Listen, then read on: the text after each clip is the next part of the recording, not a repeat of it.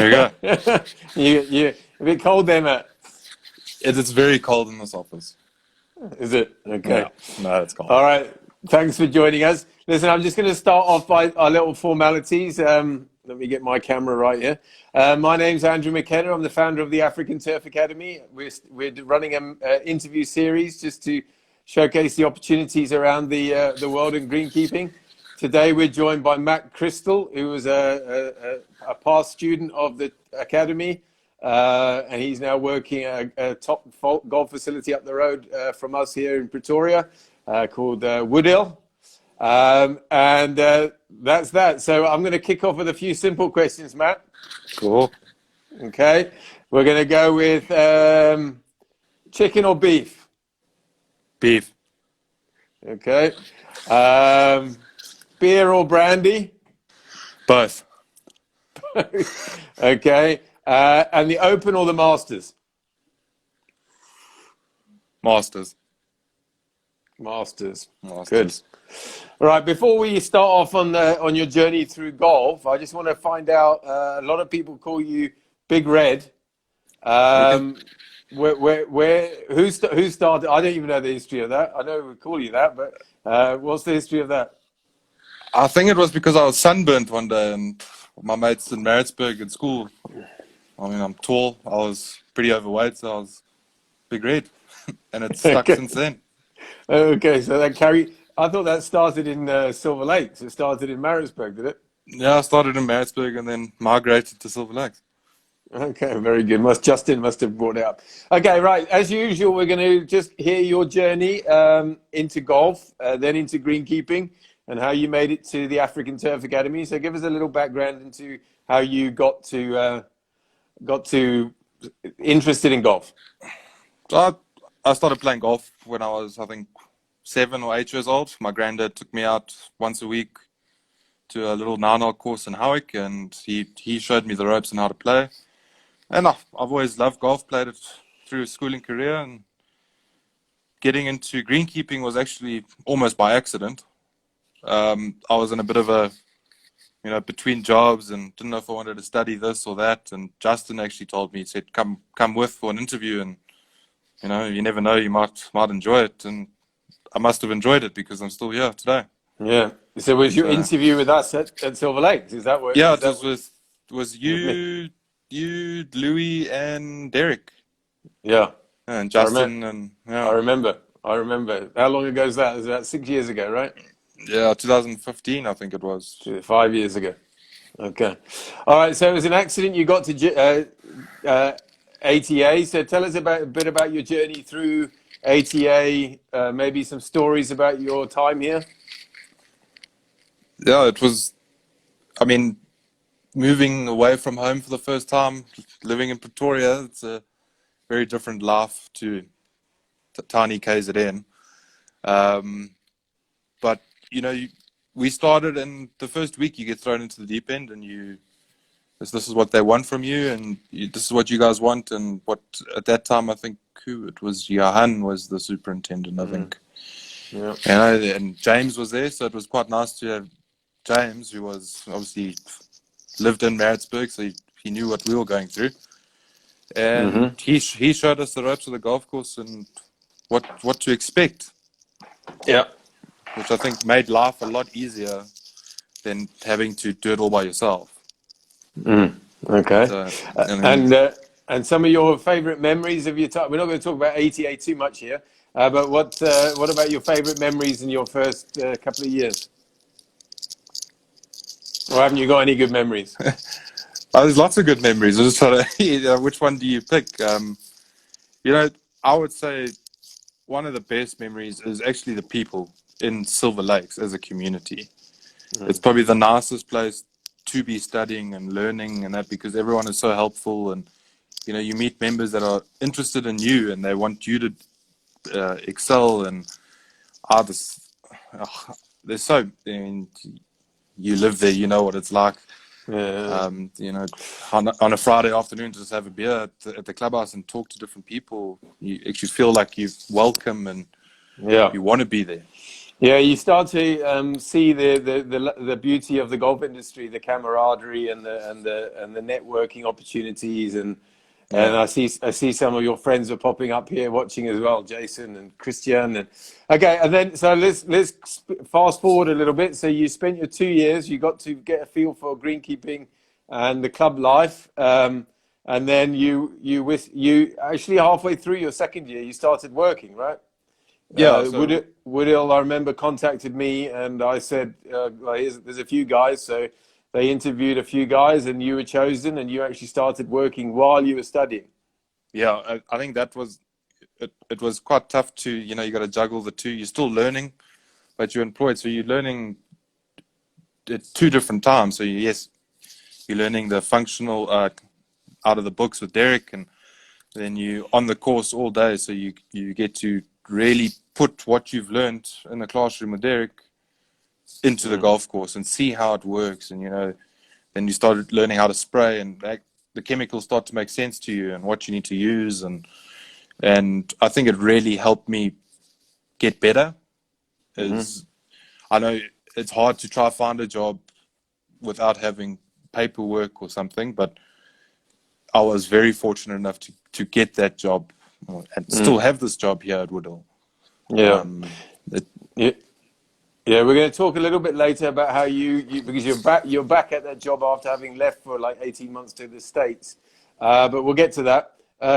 Okay, so in your first time at Woodhill, you were raw. You were spending some time there. You were working with probably one of the best greenkeepers in South Africa with Fricky, and now you're working at Fricky. no, Then or was it?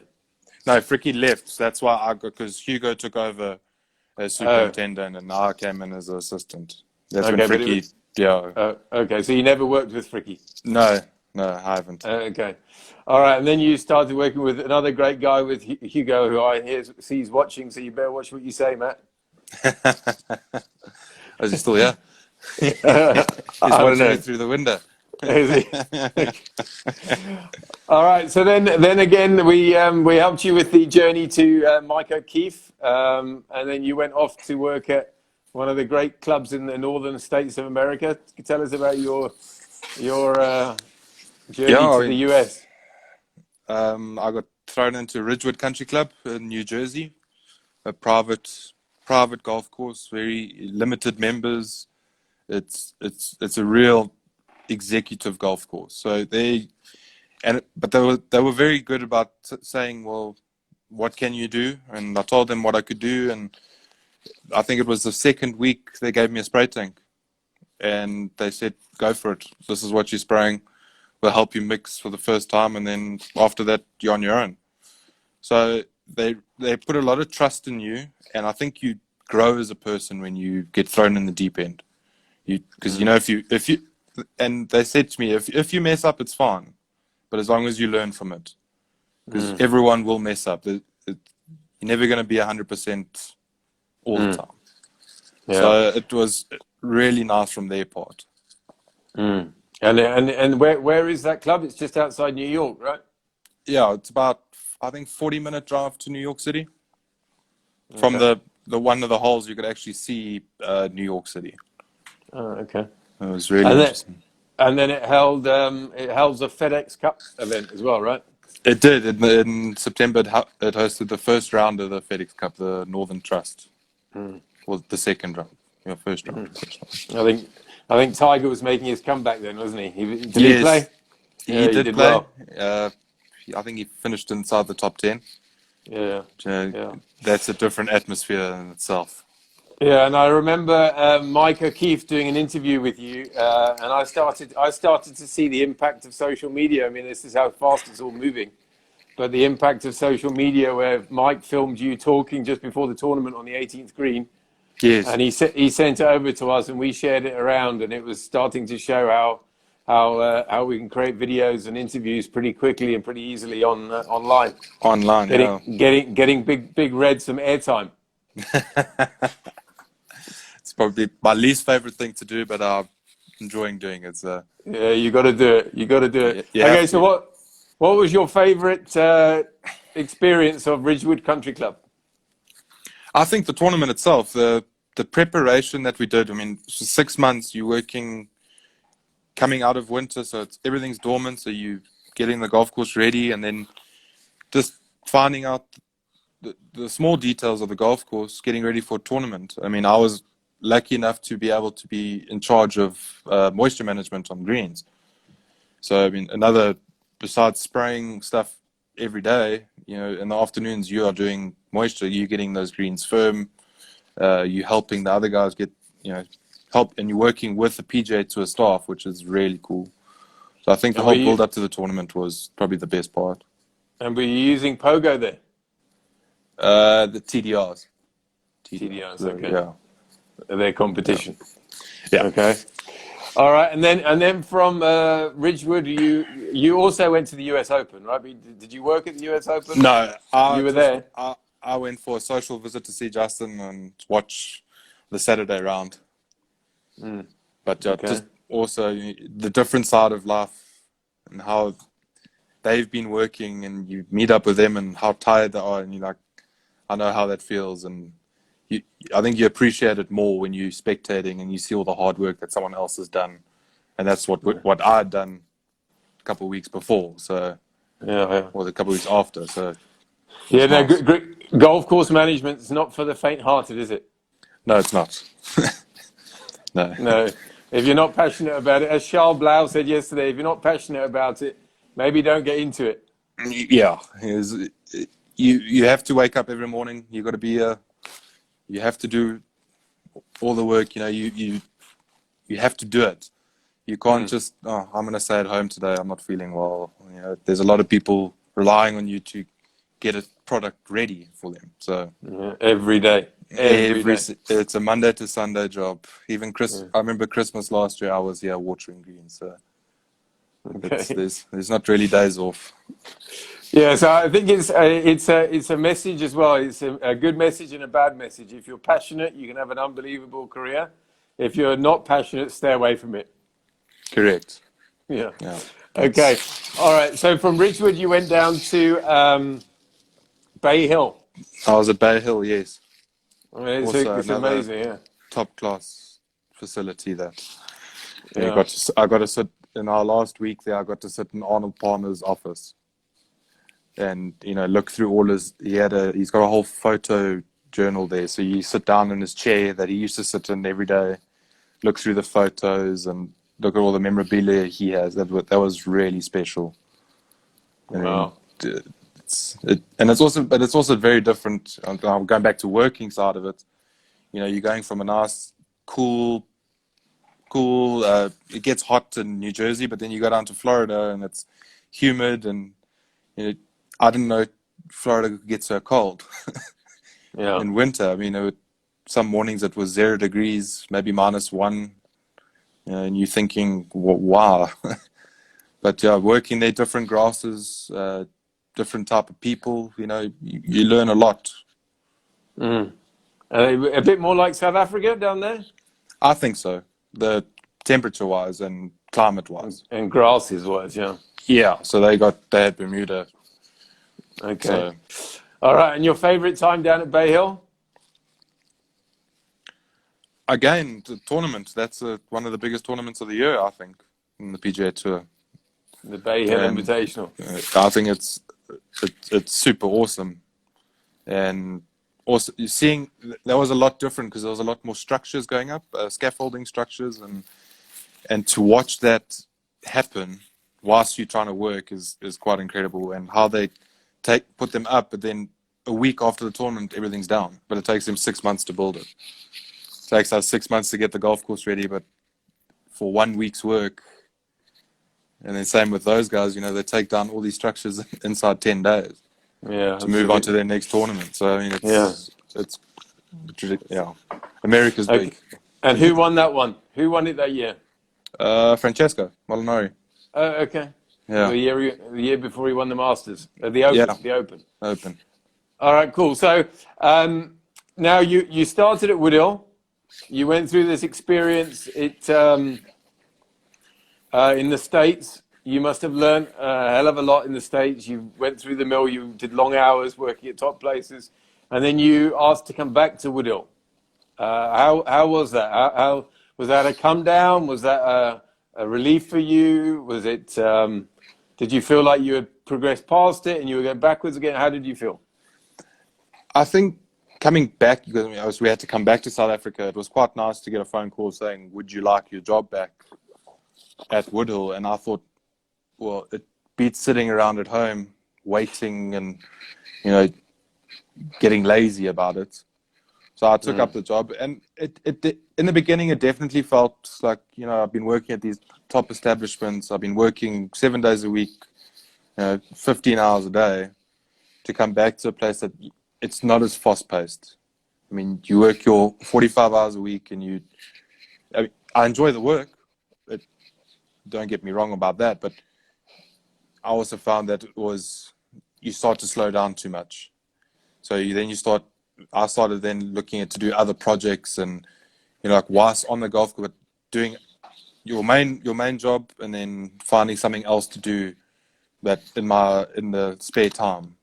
Like I'm going to add a garden here, or just something small. It doesn't have to be, but always keeping your brain working and just keeping busy, which I think Adding value. You get into a bit of a rut if you just do the same thing day in and day out. So you got to keep yourself going and motivated. Yeah, that's a great sign. That's a great sign that you think like that, Matt, because there's so many guys. The guys I've had on here, it's such a common theme. I say it over and over again that they try and add value wherever they can, whether they're the club manager, the greenkeeper, or whatever industry they're in the golf. If they're adding value, they're going to do well. Yeah, so it's a good attribute. You can always tell someone to go do the job. If you're being the assistant and managing 30 staff, it's quite easy to tell someone to go do something. But then at the end of the day, you're still sitting around doing nothing. So I rather, if it's a small job, I'll go do it myself.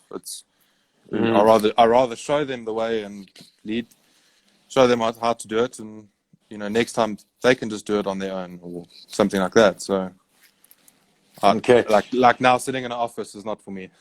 No. We don't get into the golf industry to sit in an office. John Crawford, I don't know if you know John. I don't know him, but he's asking who's the best watering man on the tour. Do you know John? You obviously do. I can see. Yeah. Him and I watered the back nine greens at Bay Hill for the tournament.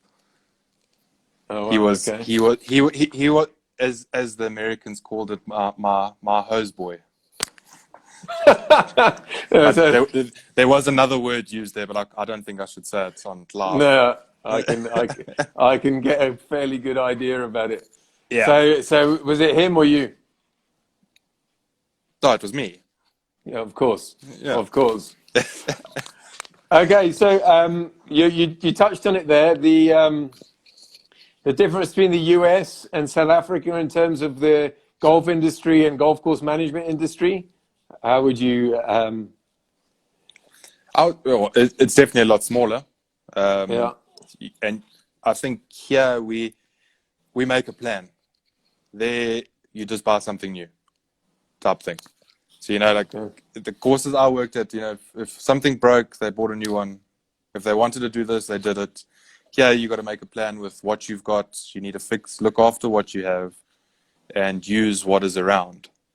Okay. And I think it's nice to have best of both worlds. I think when you work in a nice residential estate here, yes, you get new stuff and you can, you've got some money to spend, but you also got to save money. It's there. I think the first course they had, I think 75 walk behind mowers. Just for 18 holes. 27 holes. 75 walk behind mowers. Yeah, they had 8 fairway mowers. So for them, you could do anything you wanted any day. So yeah, you got to plan your days. Yeah. Okay, so what did they do with 75 walk behinds? Mow Some the were fairways.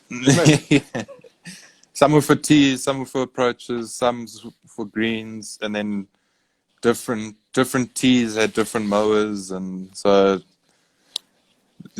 and they all got rotated. So you would use 20 for this month, and then get swapped out for next month. So Okay. that's Well, how they go off and get sharpened and yeah, serviced and yeah. So you always rotated them, okay. but it's All right, crazy. but I don't think Woodhill would go for that if you pitched it to them with that. No, no, no. Okay. All right. You're just going through your short career. I mean, it's fairly short so far. It's only 5 years from start to now, right? Yeah, And 5 years you've done from. and you've done so much. What have you created any mentors in that time? Anyone that you rely on? Any people that you give a call to if there's things are a problem? I do have quite a few people that I would say are mentors or people I could call quite often. I Yeah. mean, everyone knows Derek. Derek is he's still to this day one of those you could phone him, message him, see him in person, um, and he will sit down and chat with you. It doesn't necessarily have to be about work, but you can phone him and just have a adult conversation with him, and he helps you through. But if you are stuck with work, you phone him and say, "Listen, I'm battling with this or something," and he will sit down and he'll give you his time, which I think is great. Justin is another one. I mean, obviously, it makes life easier. I've known him my whole life, so and we're both in the same situation. We're both assistants at good golf courses. Sometimes you just need someone to vent to or just have a quick chat, but they understand you because you're in the same position. So I think, yeah, it's quite nice to have. And I must say, with Theo doing your psychology lessons and that, Theo and Sean, they still to this day, if I see them on the golf course, they will give you 10 minutes of your time, their time. Yeah. Yeah. You can always, and I know Sean plays quite a lot of golf here, so I'll see him quite regularly, and even you can message him and he will chat to you about it and help you, or if you need to chat to someone. So yeah, and that's all through the academy. I mean, it's all people that where you started, you're still going back to and chatting to them. Yeah, I mean that's where well Theo and Sean actually introduced me to this platform. They Yeah, asked me. yeah, They actually asked me to come and be the guest 3 months ago, and I was like, "Wow, this is cool." So I thought, "Let me do it." So I started. They got me into this. So I've said thanks to them many times. But yeah. yeah, they're good guys, and they understand. Also, they understand the value of the importance of adding value. So they'll always give back to you. Okay, Justin. Now you're talking about Justin. He's asked me to ask you a question. Yeah. He's asked, don't worry, it's not too curveballing. He's just asking what do you think you would have done if you hadn't gone into golf course management? It would definitely be something to do with farming or back to game ranging or something in those lines. Maybe a game farm. Just Okay. something, yeah. Has to be outdoors though. Yeah. Okay. So it's very Yeah. similar. Yeah, very similar. Okay. All right. Cool. Right. So in terms of this career now, not game farming, what is your favorite aspect? What do you pride yourself on? Do there's so many aspects to managing a golf course. You could be an irrigation expert, machinery expert, managing people, looking after the financials, looking after the agronomy. Where's your passion? I think growing your staff, and at the end of the day, they're your teammates. I mean, you're in the same position. You got to get the job done. But I like seeing, like currently, obviously with the COVID-19 and that we're working with only 5 staff, but we got one of the newer guys back. Also, he's young. He's the same age as me, and he's been here 5 months. But we've already trained him up on how to use different machinery, and I think it's great to see people and helping people get better. And that's what I really enjoy about it is Nice, growing the staff around me. Instead nice. of trying to get someone in to fill the position, grow someone else in the staff complement to then do everything else. Nice. That's a good answer. Good answer. Nikki, your buddy Nikki Curtain is asking, what is the hardest challenge you face at Woodhill? So Nikki, for those of you who don't know, is the course superintendent here with us at Silver Lakes, who Matt did his training with. I mean, I think most residential estates will say the same. There's a lot of pedestrians on a golf course, and you're trying to especially in summertime when you're trying to fertilize and water, and there's just people walking all over the place or golf carts. I think mainly pedestrians is the big answer there. Okay, but give us something more greenkeeping. It's more greenkeeping related. Water That's management. that's politics. The tough, What, tough, okay. we got two dams, and in summer they drain very quickly with evapotranspiration. I know Silver Lakes, they got big dams, and I know they also can run out after a long period of watering. But ours tend to run out pretty quickly if we don't manage it properly. Yeah, we've got big dams, but it doesn't mean we've got access to lots of Yeah, water. yeah. Yeah, So Howard Swan, our good friend Howard, is saying golf is great without players and walkers. correct. Golf course is beautiful. Beautiful, but it defeats the purpose. And I a lot of know. the time, I find that greenkeepers sometimes they forget. They're actually preparing it for the golfers. Yeah, I had a couple of incidences here when I was managing the club here where I had to talk to the young greenkeepers to remember that. Just that simple thing. But can you see the question Nicky's asking you there? I can see, and I will say yes because he's got photographic evidence of that. So again, tell the story, Matt. That's a good story. We're pumping water from the big dam at 14, around 12 green, that big dam there at Silver Lakes. And the pipe got stuck. There was something wrong with the intake pipe. We had to move it. So Justin and I got down into our jocks and jumped in and moved the pipe around and got it working again. But I think it was heading towards winter as well. So it was a bit cold. And it was great delight for Mark and Nikki to stand on the bank and laugh at us whilst we fixed the problem. So, and there's a lot of catfish in those dams, aren't they? Want to nibble away. yeah, yeah, correct. Yeah, yeah. And then Hugo's asking, don't forget the bird rescue.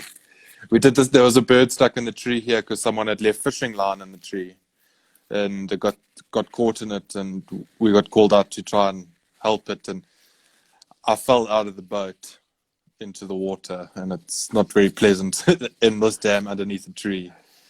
I think that's what he's referring to. Okay, all right. And kind of Harry, who you know, is he's the assistant, also been through our academy, assistant up at the golf course up the road, Wingate.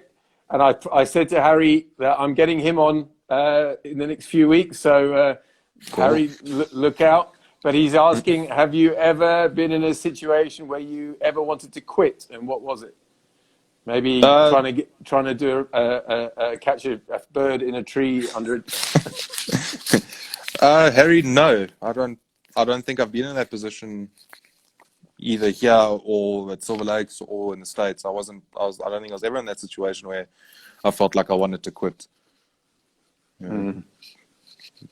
Rather work through a problem or sort it out, or not just quit and give up.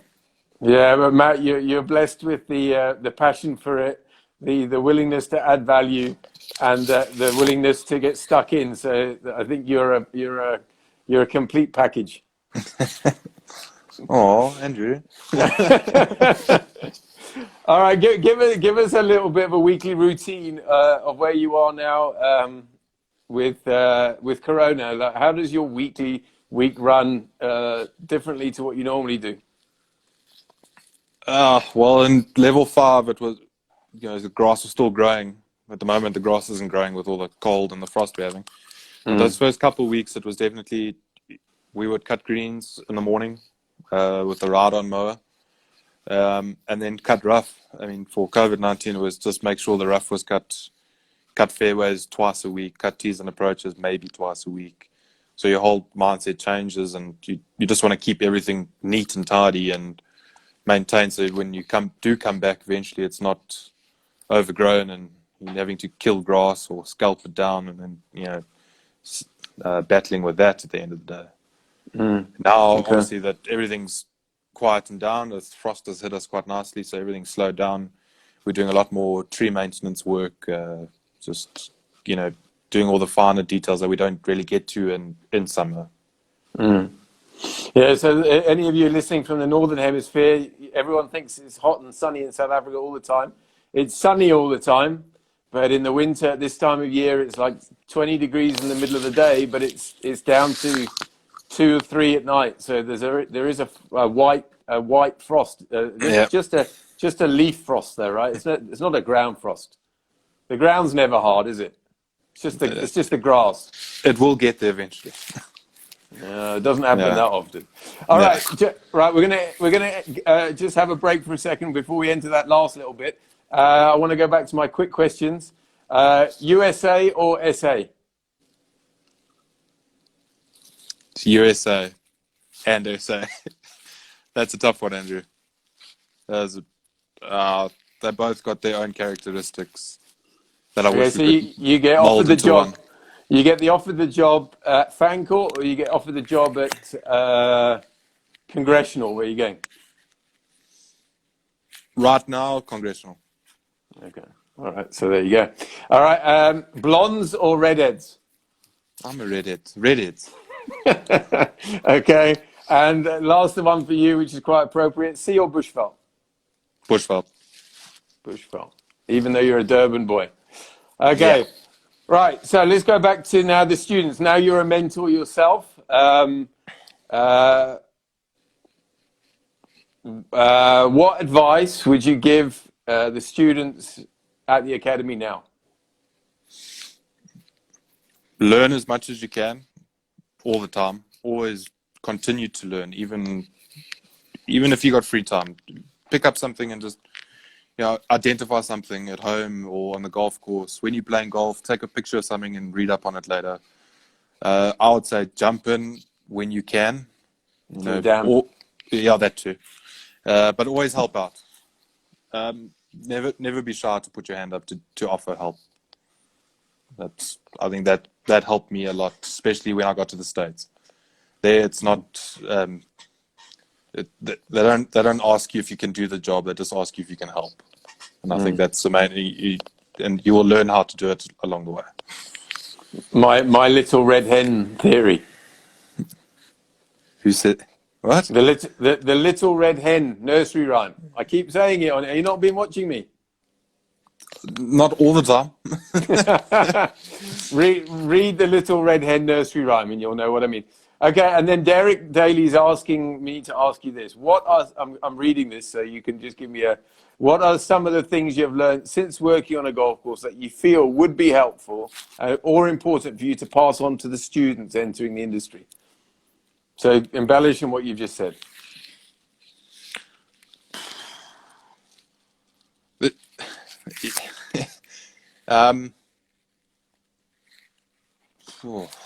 Caught me off guard, yeah, Andrew.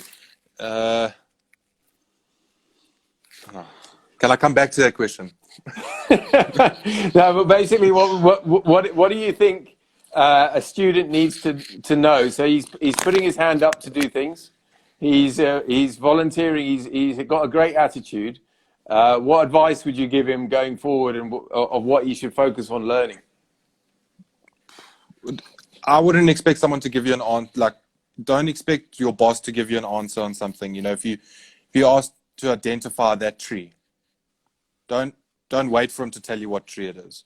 Take photos, do some research, and then come back to him with the answer. Don't just think that someone's going to always just give you the answer. Rather just go out there, look it up. If you get it wrong, at least you learn something. Cool. So very good. That's a good answer. That's a good answer. See, even Mike O'Keefe has given you the thumbs up. What I would suggest the students do is follow the process you followed, which is Matt Perry is really kindly offering us more opportunities in Dubai. Scott McLean's looking at what he can do. So we're going to try and create this gap between the academy and Mike. So there's the 6 months between leaving the academy and joining Mike. So I'd like to see the guys leave the academy, go to Dubai, spend some time with Matt and Scott, fly over to Mike, do your journey with Mike, and then you get a really nice, rounded sort of 3 years of your life. You've traveled the world. You've had a great experience with lots of different people. And then you can implement your putting your hand up, volunteering, going to tournaments, doing your own research, learning yourself, and walking that journey. How's that Yeah, sound? that would be really cool. You know, yes, there is a bit of a period where you finish studying and now you're waiting to go to the States. It would be nice to do something, and I think that's a great opportunity if you can get it right. Yeah. So Matt's just finalising things for now. He can't take 20, but he might take 6. So Perfect. that's looking promising. Yeah.